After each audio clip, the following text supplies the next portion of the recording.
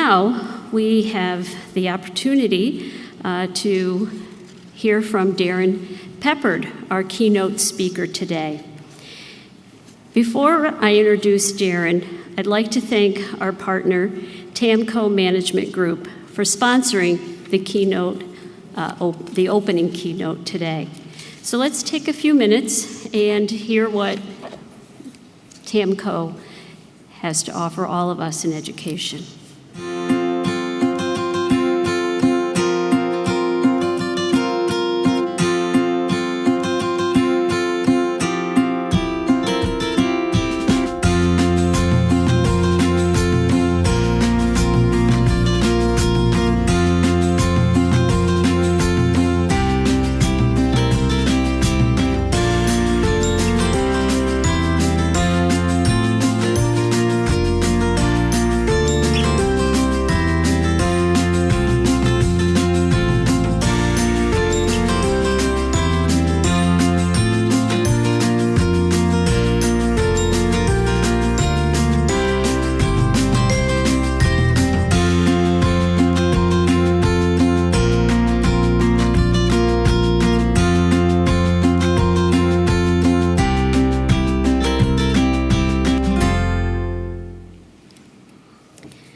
Thank you. And now it is my pleasure to introduce Dr. Darren Peppard and his presentation, Road to Awesome, Empower, Lead, Change the Game. Darren, you're in for a treat, everyone.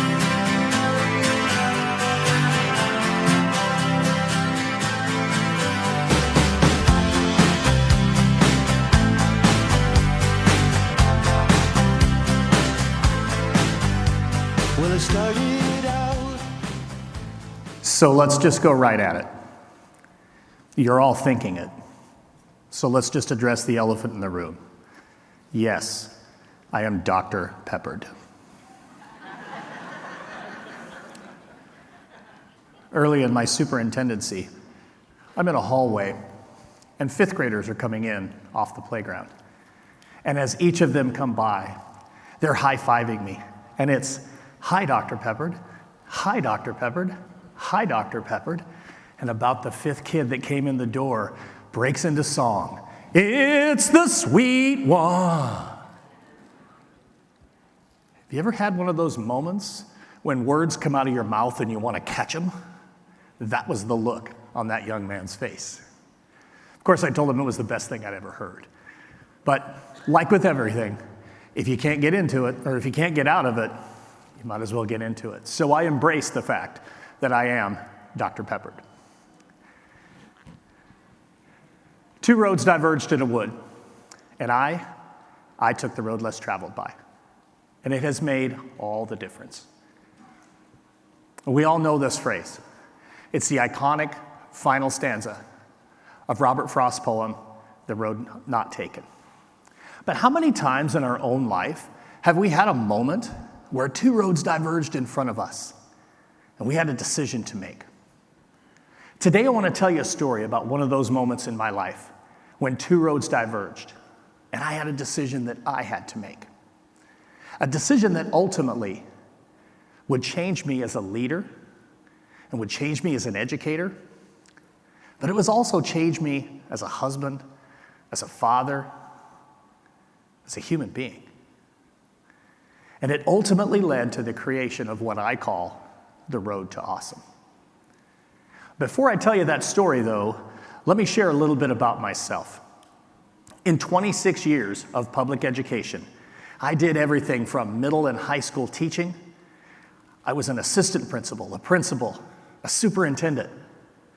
In all of that time, I look back fondly on all my time in public education.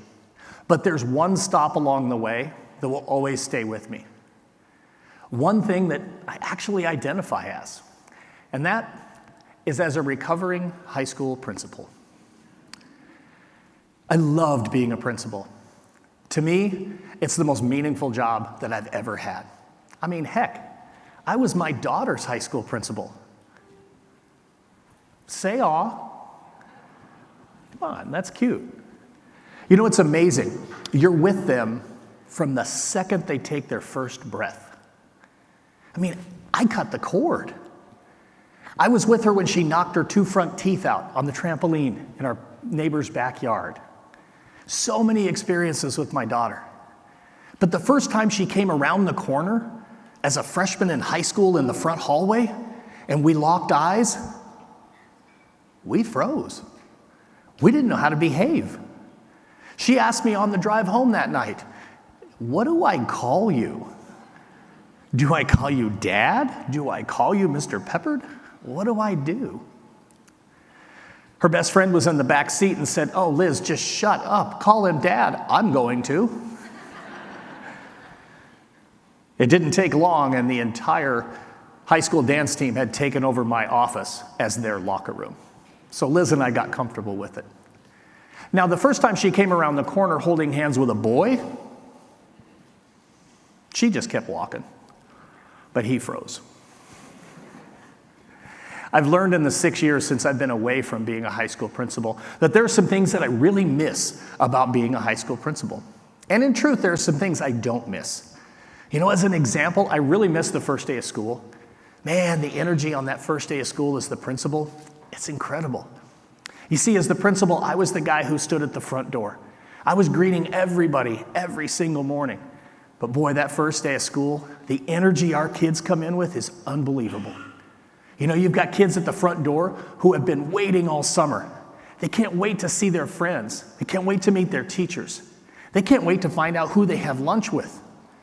But we also have kids who can't wait to be back in the place where they are seen and heard and valued and trusted more than anywhere else. That energy is amazing, and I miss that. I don't miss having to chase people down and remind them to go to an IEP meeting or play that little game where I remind them that they have lunch duty and they pretend that they actually forgot. I don't miss that. I do miss graduation. I did things a little bit different than some principals. When it was time for the diplomas to be awarded, I exited stage right because I wanted to be that first hug, that first handshake, that first congratulations, that first, man, I can't wait to see you go take on the world in their adult lives. And I miss that. I don't miss high school dances. And I don't need to elaborate on that. But the thing that I do miss the most, honestly, is just simply being in the hallways, spending time with adults and kids alike. When I first arrived at the high school, where I'll talk to you about today, this is what it looked like. There was no place for a kid to sit down in that school that was not a classroom, the lunchroom, or the library. So in the mornings, kids just sat on the floor. You know, it's amazing. We expect our kids, want our kids, hope that our kids will act like adults, but we don't treat them that way sometimes. That summer, we got a brand new gymnasium. They ripped out the wood floor, they ripped out our old wood bleachers and put in everything brand new. Our maintenance crew came and had a conversation with me and they said, "You know, Darren, we know how much you hate the kids just sitting all over the floor. What if we use that wood to build benches? What if we give the kids a place to actually sit down?" And it was on these benches that I spent so much time building relationships with kids and adults alike, relationships that'll last a lifetime. That's the thing that I miss the most. Because the truth is, the job that we do as educators, the product is a person. I mean, our job isn't to install windows or put tires on cars or anything else. It's hard to see a tangible product at the end of our day. Our job, when you really think about it, is to take a little person in August or September, whenever we start, and over the course of 9 months, make them a little bit better little person. Now, we might do that through chemistry or mathematics or physical education. We might do that through the performing arts or the fine arts. We might even do that through the miracle that is third grade. My God, hug your third grade teachers. They're miracle workers. But the bottom line is, our job is to make a little person a little bit better little person. You see, the truth of the matter is we're in the people business, and we can't forget that. Quite often we do. So today I have two challenges for you. First and foremost, I want to challenge you to think about your own leadership. I want to challenge you to think about just how clear you are about yourself as a leader.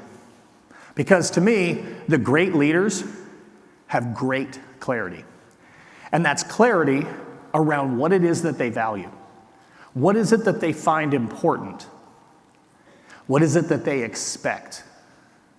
And what is it that they are going to do with their own time? Now, as I go into clarity, I want to share with you a little bit of a story from my own career. Early in my principal career, I discovered that I wasn't having a lot of clarity. You see, when I moved from being an assistant principal to being a principal, I thought I had to be everything to everybody. I thought I had to be Superman. And as a result, I had absolutely no clarity about the work that I was trying to do. I was fortunate that at the end of my first year, we had a new superintendent come in, and he believed very strongly in executive leadership coaching. That's probably why I do what I do now. I remember my coach coming and spending time with me, and I was running around like my hair was on fire. Well, kind of. He said to me, "Darren, you need to stop being a firefighter, and you need to start being a leader. And the only way that will happen is if you get clear about what you care about. You need to be clear about what you expect from others, because if they don't know what to expect, how in the world can they meet those expectations?" I developed what I called something called balcony level leadership. You see, for me, I had been a basketball coach. And when you coach athletics, especially basketball, you have this great luxury of being able to watch a lot of tape. So when I was on the bus going back and forth from a game, I was always watching tape. And yes, back then it was actually tape. I would watch the tape to find out, what are we doing well? What do we need to focus on tomorrow in practice? What are the things that we need to be prepared for the next opponent that we have on our schedule? Well, the thing is, those tapes, they're filmed from up on the balcony. Every now and again, one of my players would say, "No, coach, I don't think that's how that happened." Or I would say, "In this situation, I think this is what we would do." But all we had to do was go to the tape to find out exactly what the truth was, because the tape doesn't lie. I needed that in my own leadership. I needed to find out what in the world is important to me and how am I doing in those areas. So through the support of my coach, I ended up identifying 6 areas that I felt were extremely important in leadership. In the first edition of my book, Road to Awesome, I talked about these specific 6 things. The updated second edition, we still have 6. There's a little bit of a change there because in the last couple of years, just like most of us, what I value has slightly changed. Today I want to share with you the 6 things that I would go stand on the balcony and check in on myself. Now I want to make one thing real clear though. What I'm not expecting is any of you to agree with me. These were my 6 things. I would literally go stand on the balcony in our arena and look down on the floor. And in my own mind's eye, I could see these 6 things on the floor. And much like Hank discussed talking with himself, I would do the same thing. Having those conversations with myself about how am I doing here and here? Where do I need to adjust and where do I need to get better? The first time I was on the balcony doing this, I think my staff thought I had lost my mind. Eventually, they discovered what it was that I was doing. My secretary, in fact, started putting it on my calendar. And she would say, "You need to get over on the balcony," because I would get a little bit lost in the weeds. So my 6 things that I felt I had to have extreme clarity around are these. Number 1, the best leaders know that it is absolutely critical that we build and maintain positive school culture and climate. Number 2, the best leaders know that they must value, support, and care for everyone on their staff. Right now, more than ever, that is really important. And number 3, the best leaders know we have to empower and embrace student voice. The 4th area, the best leaders know they must prioritize being the instructional leader of their organization. It's absolutely critical that we lead for instruction. Number 5, the best leaders know that using a coaching mindset will help to bring out the best in everyone on our staff. And finally, the best leaders are champions of their organization. Now, I would love to be able to spend some really good time on all 6 of these and go in depth, but I know that I don't have that kind of time. So I'm going to focus on just one. But first, the second challenge. The best leaders, truly great leaders, are very intentional about those things with which they gain clarity. So again, for me, I had 6 things that I knew I had to check in on myself and I knew I had to be absolutely focused on. But if I'm not intentional about my use of time, if I'm not intentional about how I communicate, and not just verbally, but how I communicate through listening, an often overlooked skill for leaders, it's going to be very difficult for us to find success. So today I want to share with you one of those specific areas. Number 1, how I gained that clarity, which will take us to our Road to Awesome story. And number 2, some ways in which we were intentional with our leadership. So that takes me to number 1. The best leaders know it is critical to maintain positive school culture and climate. When I first began at the high school where ultimately I would be the high school principal, I was the assistant principal, and I was in charge of discipline and attendance. Please feel sorry for me. We had nearly 1,100 students, and I did over 2,200 discipline referrals my very first year. To say our culture was toxic would be not fair. That would be just a bit of an understatement. At this particular school, we were so good at catching people doing things wrong. It's like that was our focus. That's all we cared about. We were using punishment to gain compliance as a leadership strategy, and it was the only thing we had going. When you complete your master's degree in educational leadership, they teach you to be a servant leader, and that's what I wanted to do. I wanted to serve my staff. And so I sat down with my teachers and said, how can I best serve you in this role? And I had teachers telling me things like, just make them sit down and shut up. I had a teacher who said, Darren, I've got the big desk and they have the little desk. Can you please make sure they don't forget that? And that wasn't the worst one. I had a teacher who said, hey, you know that song by Nazareth? Hair of the Dog? Can you be that guy?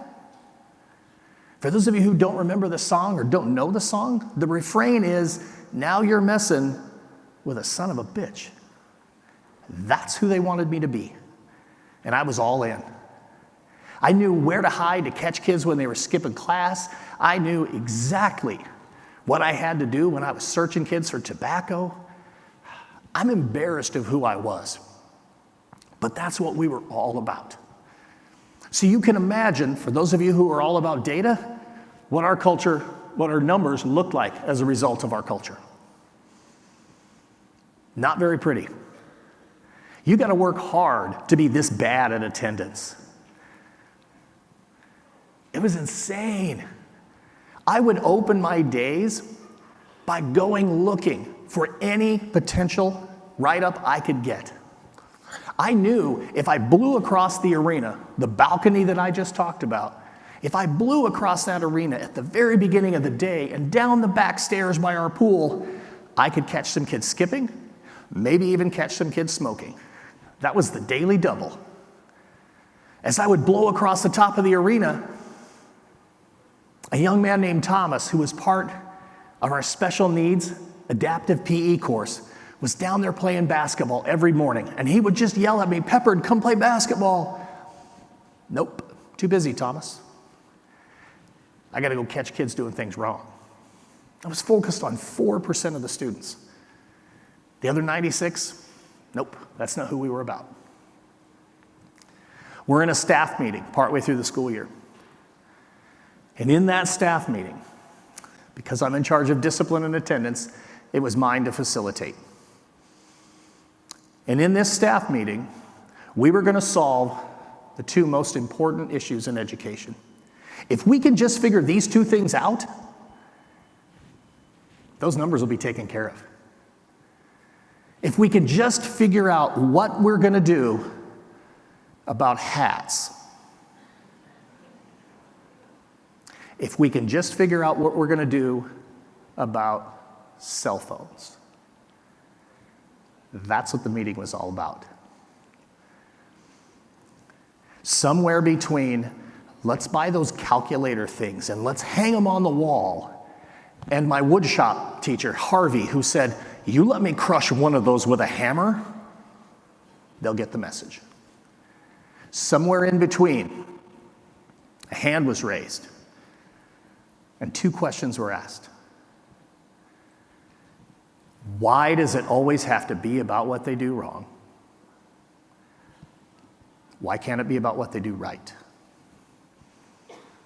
And just like that, two roads diverged in front of me. Folks, I was absolutely blazing down the superhighway that was catch him doing it wrong. We even had a phrase for it. I mean, I'm gonna ding that kid. We said it about our adults too. I'm gonna ding that teacher. And in that moment, it struck me like a bolt of lightning. Why does it always have to be about what they do wrong? Why can't it be about what they do right? I wish I could tell you that just everybody, the snap of a finger, wow, we've got to do things differently. But that's not how it works. In retrospect, standing there, identifying two potential paths forward for me in my career, I look back and I realized something very important. I had no control over what anybody else was going to do. When I first started as an administrator, I thought, man, I'm the assistant principal. They're going to listen to me. Look at my title. You know, this is all about me. No, it's not. The only thing I have control of is myself. And if I wanted to change the culture of my school, I needed to change the way I was leading it. I was only focused on all the bad things that were happening in our school. And if you really want to look for them, you'll find them. I drive a Jeep. Any other Jeepers out there? Few. Before I bought my Jeep, I never saw a Jeep on the road, ever. Now I see them everywhere. I'm rolling down the road and I see a Jeep and I'm throwing the Jeep wave. Why do I see so many Jeeps? Because I'm looking for them. Why were we finding so many negative things? Because that's what we were looking for. We had to start thinking a little bit differently, and it started with me. And the number one thing was, I'm going to change the way that I show up. Maybe instead of being that guy when I walk in the door that drops his bag, grabs his coffee, and starts heading out trying to find every little thing that I can catch kids doing wrong, maybe, just maybe, I'll show up at the front door. Why shouldn't I show up at the front door? 90% of my students came into the school through the front door. Why shouldn't I be the one there, greeting them, saying good morning, learning their names, maybe even saying some things to them like, hey, you know what? I saw you at the football game. Really nice job. Or, you know what? You were so good in the play. I loved it. I remember telling a kid one morning, hey, you know what? I was at the band concert last night. Oh, man, you were amazing on the bassoon. He said, thank you. I played the tuba. I was there. Why shouldn't I be the one showing up at the front door when 90% of my staff come in the front door? Why shouldn't I be there saying good morning to them? Why shouldn't I be the one when 90% of my buses drop off right where I'm looking? Why shouldn't I be there greeting my bus drivers? Why shouldn't I be the one who's greeting the parents who drop off right in that same space? Made a whole lot more sense to do that than running around trying to catch 4% of our kids doing some things wrong. You'll notice in this picture that I'm not the only one there. It didn't take very long before me standing out front turned into more and more of our adults standing out front. More and more of our adults being out in the front hallway, out in front of their classrooms, doing what they could to greet and welcome kids as they came into the school. Because the truth is, positive culture belongs to every individual in our school. We can't simply say, oh, that's our principal's job. We can't say, oh, that's the superintendent's job. It is, but it is also the responsibility of every single adult in the school. So we had to get clear. What do we care about? What do we value? What do we expect? Well, what we expected was to take those numbers that you saw and make them look a whole lot better. We wanted to see a much better graduation rate, 69%. My gosh, that's terrible. We were letting our kids down. We wanted to see better GPAs. We wanted to see better assessment scores. And we certainly wanted to see better attendance.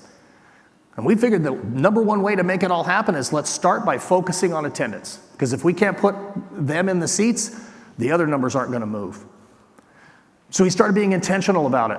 We started telling people, hey, this is what we expect. Our goal is 90% attendance. We were at 84. If we can jump 6 percentage points, that's a good start. Where are we going to get? We'll see. But let's start there. We said, hey, we really want to see these GPAs. We want to see students improving their GPAs, not just we want to see 3.0s, 3.5s, and 4.0s. Those are wonderful. But we also want to see kids who are growing and developing and getting better at school. How are we going to make sure that people know that's what we care about? We're going to recognize, we're going to reward, and we're going to reinforce it. Instead of spending our time focusing on catching them doing it wrong, let's spend our time focusing on catching them doing it right. Now, make no mistake, there were still issues, and there were still consequences. We did have some discipline referrals, of course. We did have the occasional employee discipline, of course. But we just didn't put the spotlight on it. We put the spotlight where it belonged, on all the great things that our kids were doing. One of the best ways we did that was through something we called an academic pep rally. You've all been to a pep rally. Instead of celebrating the football team, we celebrated kids who had incredible grades, kids who had great attendance, kids who had wonderful behaviors and dispositions and attitudes, kids who represented incredible citizenship. Those are the things we want our kids to do. So let's recognize, reward, and reinforce it. And we stole the idea from athletics because athletics got it right. We heard the Ohio State fight song, for goodness sakes, right? A kid will run through a brick wall for a sticker on his helmet. Imagine if we can do that for kids in the classroom. So we recognized, rewarded, and reinforced all those wonderful things. We turned it into basically a rock concert. We had loud music playing, we played games, had an absolute blast, and always wrapped it up with everybody singing Journey's Don't Stop Believin', and then bringing the drum line down on the floor. We had a blast. My favorite recognition we did during this time, we would recognize not only our 3.0s, 3.5s, and 4.0s, that's wonderful, that's great, but we would recognize the kid who made incredible growth. It's hard to get a 3.0, a 3.5, or a 4.0. But you know what's really hard? Raise your GPA by a 0.5. We made a 1.7 growth to a 2.2 feel like that kid was a rock star because they deserved that recognition. In most schools, a kid who grows by 0.5 or more doesn't get that recognition. But we made sure that that didn't happen. We made sure those kids got to feel that recognition. It was amazing how much growth we saw. But it wasn't just for our kids. We had to make sure that everybody, every adult in our campus felt like they were part of something special. We didn't call them staff and faculty anymore. It's too divisive. We started calling them staffelty. Now, I know that seems a little silly, but if you think about it, why would we only put one group up on a pedestal? Why would we tell our paraprofessionals, you don't need to come to this faculty meeting. This is for our faculty only. Why would we say that to a custodian? Why would we say that to our maintenance staff? Because the truth is, every adult in the district has an equal opportunity to make a lasting positive impact on the life of a kid. And we wanted every one of them to know they were seen and they were heard and they were valued and they were trusted. I had maintenance folks who had every bit as big a positive impact as some of the teachers we had in the classroom. We wanted to make sure that they knew we saw them and we cared about them. We did it through all kinds of different ways. One simple example is this. This wood pencil box my grandfather made for me when I was a child. When I got my first classroom, I vowed that wooden pencil box was going to be on my desk and it would be there the rest of my career. And sure enough, my first classroom, there it was. The start of my second year, my principal decided she was going to do just a simple handwritten note for each one of us, just to let us know how much she appreciated us. But she decided to throw a little twist in there. She hid them in our classrooms. It was a competition. Ultimately, the person who found it last ended up getting a bonus personal day. I was not last because I used the pencil box. That note from my principal 26 years ago still sits inside that pencil box to this day. It sits on my desk at home in my home office. Now, the sticky from the sticky note is long gone. I've probably gone through 20 different pieces of tape to keep it there. And every time I see her, it happens about twice a year, she asks me, do you still have the note? So as a principal, I started doing the same thing. I wanted to do everything I could to make sure that everybody knew that I saw them, I heard them, I valued them, and I trusted them. And I did handwritten notes for all kinds of things. We did coffee tumblers one year. I went in on a Sunday and put the coffee tumblers in everybody's workstation. I mean, we're talking, I was putting them in the seats of the buses, I was putting them in the cafeteria stations, I mean, you name it. And just a simple handwritten note to let them know how much I appreciated them. Well, they lost the coffee tumblers. I think I lost probably 5 myself. But I would still find those notes with a magnet on the side of their filing cabinet or under the glass that sat on top of their desk. We know how much those mean to us. We decided one year during American Education Week that we wanted to recognize our parents, and we wanted to recognize our bus drivers. One of my staff members came to me with an idea. He said, hey, let's go get a whole bunch of pastries, coffee, and tea. Let's bring our leadership kids out, and let's just go right out in that front area. And as the parents come up and as the buses pull up, let's just offer them a cup of coffee. Let's just offer them a donut and say thank you. I didn't know our bus drivers were on Facebook, but they blew up Facebook with thank you pictures and thank you postings. It was amazing. We love to eat in education. We love to throw luncheons. We used to do macaroni and cheese cook-offs. They were pretty popular. But you know who always gets left out? Your cafeteria staff, because they're feeding lunch. My HR finance director, when I was a superintendent, came up with an idea. She said, what if we take over the cafeteria? We talked to our nutrition services director and just said, Chris, give us the easiest thing possible, like corn dog nuggets, chicken nuggets, fish nuggets. I mean, anything that's a nugget, we got this. We took over and we served lunch. And we sent them out to lunch.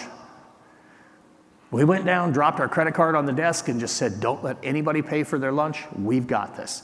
We just wanted to let them know we see you, we hear you, we value you, and we trust you. There's so many different ways for us to be able to be intentional about those recognitions. But one thing that sometimes we forget about is, what about the people who come in our building that aren't part of our building? Every time we have an event at our school and somebody comes from somewhere else as a visitor to our school, we have an opportunity. We have a chance to tell our story. This is my daughter during her high school dance career. We went to, I can't even begin to tell you how many different dance competitions. I'm not only a recovering high school principal, I'm a recovering dance dad. What that means is every year we put about 40,000 miles on our car driving everywhere, every weekend for a dance competition. If you're not a dance parent, hockey parent, same thing. Volleyball, basketball, you name it. Lacrosse, you put a lot of miles on your car, you go watch your kid. Dance parents get to watch their kid through an entire 8-hour, 9-hour session, maybe an aggregate total of 12 minutes. You spend a lot of time sitting there. And let's be honest, you can't listen to Rockin' Robin too many times before your ears start to bleed. So I would just get up and go wander around the schools. And it was amazing what I would learn, because these are always at high schools or at middle schools. Our walls tell the story. That's an opportunity to tell our story. At my school, we weren't doing a very good job. That's inspiring, right? What story does that tell? We love tan brick. We were built in 1970. I had my staff meet me at the front door one day on a professional development day, and I said, okay, you're visitors to the school, walk the front hallway. Just walk the front hallway and tell me what story we're telling. I'm going to show you a quick video, the before and what happened afterwards.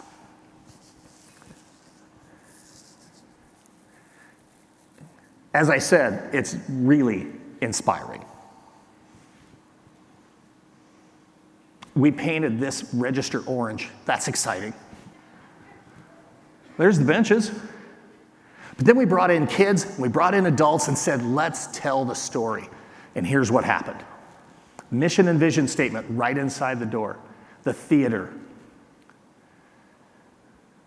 The highlighted words were chosen by students. They said those words stand out. The silhouette wall right across from that. This is who our kids are when they're not at school. Also a commitment to graduation.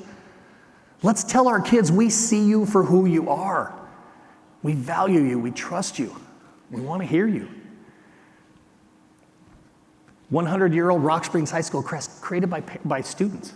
Leaders of the week. We have this thing about doing student of the week. If you do one student a week, that's 36 kids. I don't care how big your school is, that's not enough. We did 4 every week, every grade level. Let them paint their hands, slap it on the wall. You paint over in the summer, it's no big deal. We really had an issue with some bullying and some cyberbullying, so we went right at it. The Make-A-Wish Foundation is the primary group that Wyoming Student Councils donate to. Our kids in the neighboring school would raise $250,000 a year in 2 weeks. We put that on the wall. Band and choir hall. That one's pretty self-explanatory. The Rock Springs High School Hall of Fame, not an athletics-only Hall of Fame. We included contributors. We included people who are distinguished alumni. It's amazing. Our calling card became Road to Awesome. That's who we are. Instead of boys and girls to the bathrooms, tigers and lady tigers, it's simple. The gowns. Every year, incoming freshmen sign the gown committing to graduate, and we hang it in the hallway. When their 4 years are up, it goes right on the podium at graduation. Or if they choose, an inspirational student or staff member gets to wear that gown. I had a student create a hashtag that just took fire. I called her and said, get in here and paint that thing. At the end of the hallway, a young lady named Allie, a sophomore in high school, said, I want to paint a quote. Someday your life will flash before your eyes. Make sure it's worth watching. That year at Christmas, Allie was killed in a car accident.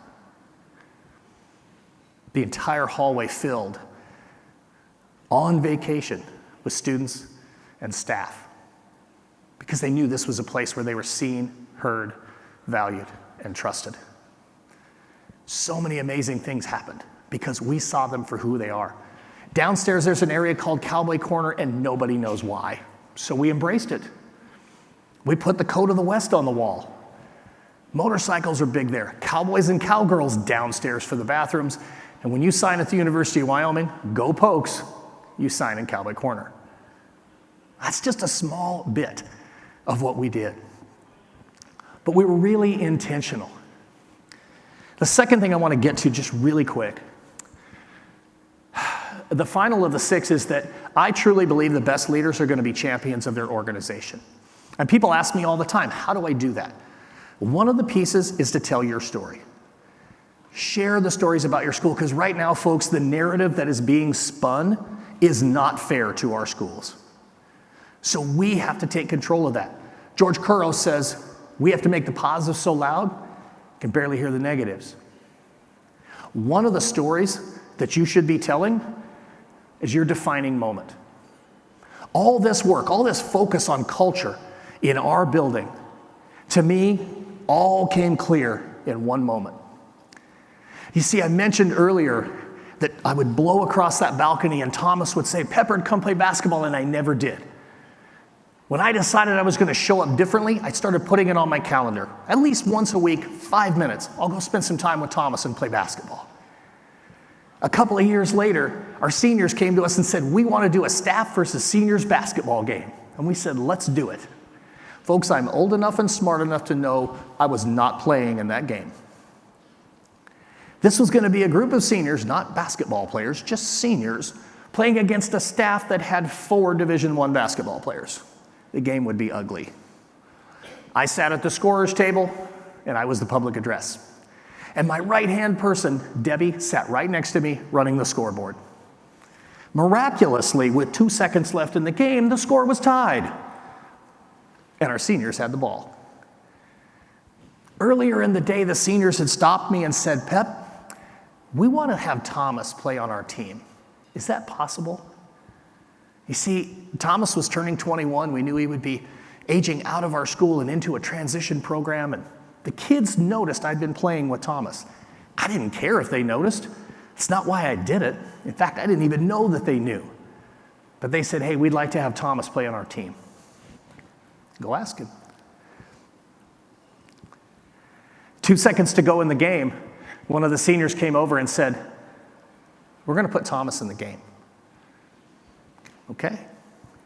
I turned to Debbie and said, don't start the clock.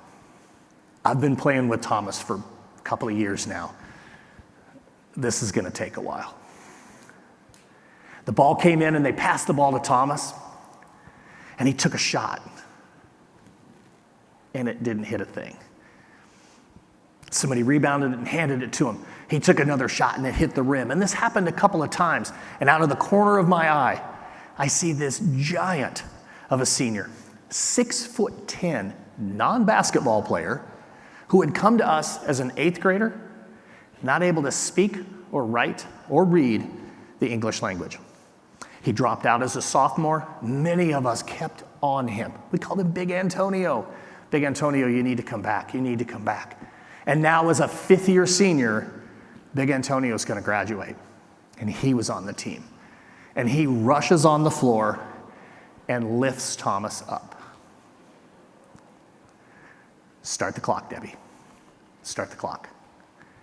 Right at the horn, Thomas puts the ball in the rim. And the place went crazy.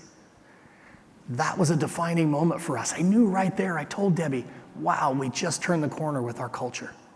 It was incredible what was happening. Now that's nice and that's fun and that's a really cool story, but did we make a difference? You tell me. Within a couple of years, our average daily attendance was nearly 93%. We dropped discipline referrals to under 500 within a couple of years. And our graduation rates, the 2 highest graduation rates to that point in time in the school.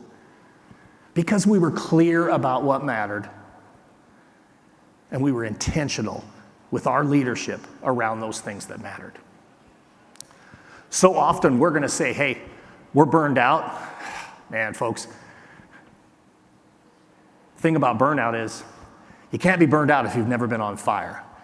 We just had to help everybody find what it was that really set them on fire. Again, I challenge you this as you finish up this conference and you finish your school year. Be clear about what it is that matters to you and be very intentional with that work. When two roads diverge on your leadership path, take the road to awesome and don't look back. I'll finish with this. Everything me is that QR code if you're interested. I am not just a former public educator, I'm also a father of a young lady who graduated from a public school. So on behalf of parents everywhere, let me say something to you that you probably don't hear very often, and that's thank you. Thank you for what you do on behalf of kids everywhere. And thank you for your time today. Enjoy the conference. Thank you, Darren. Darren's one of us, and we really appreciate his taking the time to come here, share his story. A lot of times we have folks come in and they talk about that there's a lot of splash and dash, and they talk about all these wonderful things that they've done to help to motivate us through energy and excitement. And what we really need to do is listen to truth. And Darren has shared his truth with us. And that truth can really help motivate us, inspire us, so that we can all take our road to awesome. Thanks again, Darren, so much.